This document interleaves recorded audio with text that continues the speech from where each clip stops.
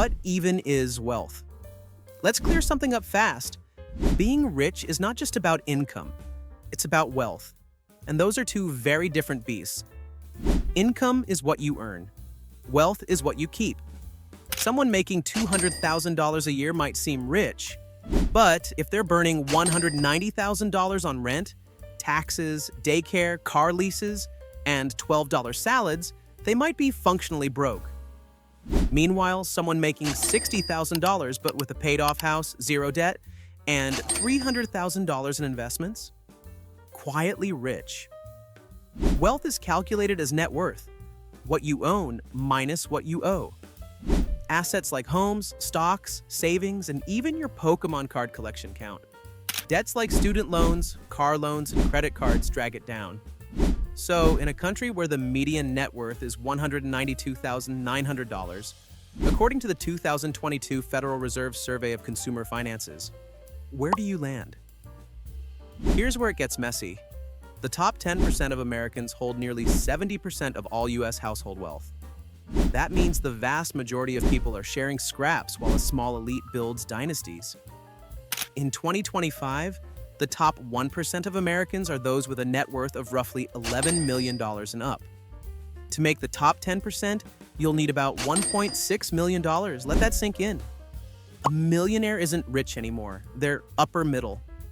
If your goal is generational wealth, you're competing with tech founders, hedge funds, and trust fund babies who made six figures on Dogecoin and got out at the top. The rise in housing prices, stock market gains, and private equity ownership means wealth is growing, but not for everyone. If you didn't already have assets before 2020, chances are you're locked out of the boom. You're not behind because you're lazy. You're behind because wealth has compounding power. And you started 100 yards back in a race no one told you was happening. Where does the money actually go? Here's where things get wild. If you think upper class means driving a Tesla and having a Peloton, I've got news. That's still working class with style. Real wealth doesn't flex. Real wealth hides. According to the U.S. Census Bureau, households making $100,000 to $149,000 are considered upper middle income. And households making over $250,000 a year? That's the top 5% of earners in America. But earning a lot doesn't mean keeping a lot. Let's talk cost of living. In cities like San Francisco, New York, or Washington, D.C., a $250,000 household can still feel squeezed. Childcare costs over $20,000 a year. Rent or a mortgage, $3,000 to $5,000 per month. Taxes? Don't even look. Suddenly your rich salary has evaporated into avocado toast, tuition savings, and therapy to deal with the stress of it all. Meanwhile, the ultra-wealthy, those with net worths of $50 million and up, don't just live in different zip codes. They operate in different financial universes. They don't worry about 401ks. They buy buildings. They don't take on student debt. They endow entire departments at Ivy Leagues. They don't budget. They allocate capital. Even at the lower levels, middle-class wealth is vanishing. According to Pew Research, the share of adults in middle-income households has fallen from 61% in 1971 to just 50% in 2021. And it's trending even lower in 2025. Why? Wages haven't kept up with costs.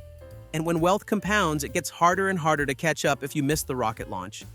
So, if you're wondering where all the money went, it went up. Why do we feel poorer than ever? Let's get psychological for a second.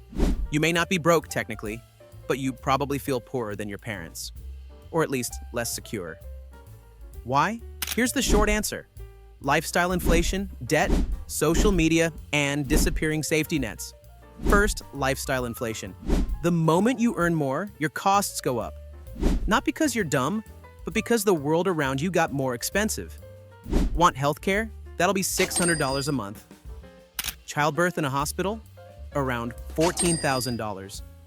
College tuition? Try $80,000 per year at a private school. Even if your income doubled, your expenses tripled. Next, debt. American household debt hit a record $17.7 trillion in 2025, Fed data. That includes credit cards, student loans, auto loans, and mortgages. The average credit card APR is now above 22%, meaning if you carry a balance, you're donating money to banks in exchange for nothing. Then there's social media. Everyone's richer than you, at least online. You see 22-year-olds trading crypto in Dubai, influencers unboxing Rolexes, and your old high school friend somehow on a yacht. You don't see the debt, the stress, the subsidies from rich parents, or the staged Airbnb setups. But your brain still says, I'm behind. And finally, safety nets are disappearing. Pensions, gone. Employer-paid health insurance, weak. Job security. Your parents might have had one job for 40 years. You've had 3 already, and you're still renting. That's why wealth feels fake. Because we're working harder, earning more in raw dollars, but getting less in terms of freedom, security, and peace of mind. So, what counts as rich in 2025? All right, let's answer the question. If you want a number, in 2025, to be considered in the top 1% of wealth in the US, you need around $11 million net worth.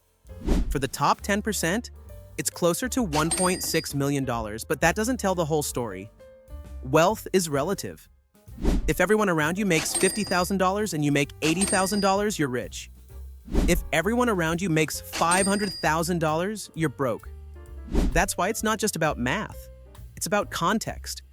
You're considered mass affluent, the financial industry's awkward term, if you have $500,000 to $999,000 in net assets. That group is usually upper middle class, professionals with equity, savings, and some real estate. They're not flying private, but they're not sweating groceries either. High net worth individuals, HNWIs, start at $1 million. That's the entry to the wealthy club. If you've got $5 to $10 million, you're probably in the top 3%. If you've got $50 million or more, that's ultra high net worth, UHNW territory, where private bankers start returning your calls. But money alone doesn't tell you much. Real wealth is about control. Can you stop working if you want?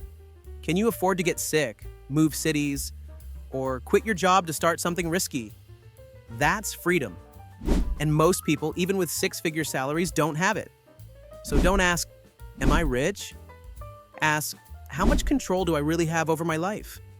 If the answer is not much, then you already know the truth. Can the wealth gap be closed? Now let's talk about the elephant in the vault, inequality. The top 1% of US households now own more wealth than the entire bottom 90% combined, according to data from the World Inequality Database, 2025. That's not capitalism working, that's capitalism calcifying.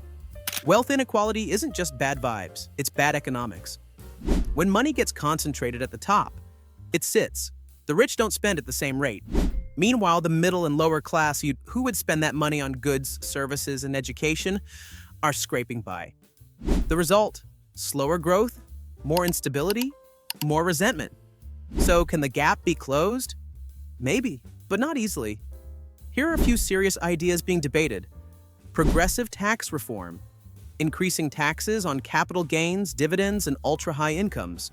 Right now, many billionaires pay a lower effective tax rate than their assistants. Fixing that could help redistribute income toward public services.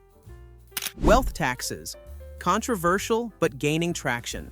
Think tanks and lawmakers are proposing small annual taxes on ultra-high net worths, say above $50 million, to fund healthcare, housing, and education. Universal basic assets, programs to give every citizen a stake, land, shares, or dividends from national wealth. Alaska's oil fund is a micro version of this. Stronger labor protections, unions, wage floors, and portable benefits to give working-class people more negotiating power in a gigified economy. But even if policies shift, change is slow. Realistically, most of the wealth concentration we see today will not reverse in our lifetime. Why? Because wealth creates power, and power protects itself. That doesn't mean give up. It means understand the system so you can game it smarter. Build your own wealth engine, avoid debt traps, diversify income, invest early, even if it's $10 a week. Because if you wait for the system to fix itself, you'll be waiting forever.